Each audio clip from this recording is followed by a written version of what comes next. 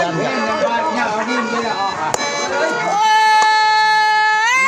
เสียดายได้นะหีสาวหมอลำนี่นะแกนซักพื้นสู้เลยเฮือนเต็มตารางเด้ถ้าเขาโง่เราแบบนี้ใช่ไหมเฮ็ดยันลงไปเสียดายได้นั่นล่ะสักหาผู้ช้างเฮือนน้องกับบ่มีแล้วบ่เครื่องช้างเป็นช้างให้เสียวเป็นเสียวเฮ็ดลงไปยันลงไปอะไรที่ไปเล่นเลยไม่นะ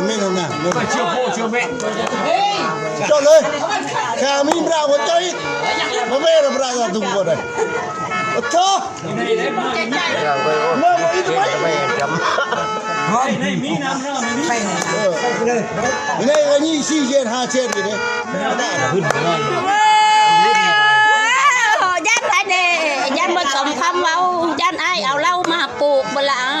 เดี๋ยวเราทำงบน้องเฮ็ดรถช่างลงไปก็เฮ็ดรถยันบ่คุณนายยันบ่มันเชื่อลูกอ้อยกินแล้วมันบ่หวานตายิ้มเลย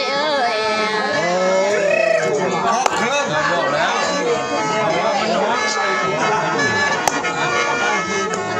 ชื่อแล้วก้องรุ่ยอยู่ได้กี่อันนี้ไม่ก้องรุ่ยชื่อกี่คิดแล้วจะว่าบอกคิดแล้วจะว่า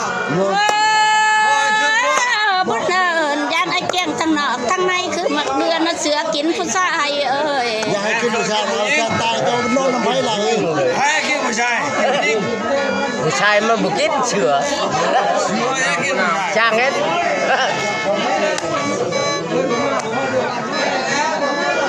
ทำไมยันเกี้ยงตะสดบอกว่าใจอายพัดบนน้ำแล้วมาตามเวน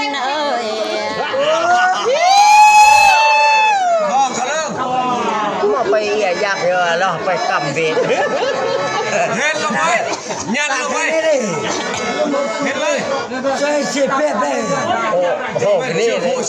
ไปไปอยากเยอะไปเดี๋ยวไม่ได้บ้านแล้วอยากจูบนงตะบ้าอะไรไม่มี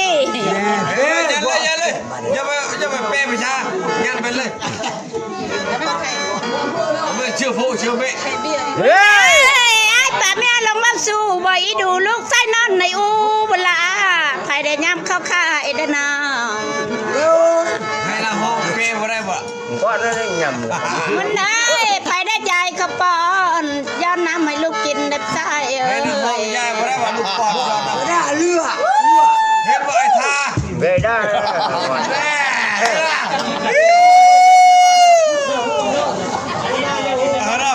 ทุบตีนแหละเขาไปยังเลยเว้ยนี่มึงเสี่ยงจะเห็นสาวหมอลำนี่ล่ะนางบอกว่านอนนันูสัตว์ปอนอนเด้อไอ้นั่นกระท้อยาห่างสมชายบ่มีพอเด้อเนี่ยเชื่อ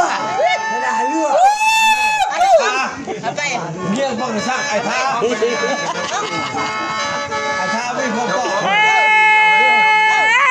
บุญเลยแม่ยังลุกเข็นข่ายไปชาติแอนพ่อเบาแม่อยากหาพอหน้ามาเลี้ยงให้ง่ายน้ำเบิ่มไอ้ท่าเฮ้ยไอ้ท่าตายแล้วมาดิบ่ตายเข็นน้ำมาอดนี่ทั้งแค้นหอมสีส้มกันเด้อสีส้มให้อ้ายใช่ล่ะเป็นผู้รับเด้อชงไอ้ท่าแล้ววะเนาะมันชงแบบเดียวส่งไปไหนเก็บหัวจะได้ดูยา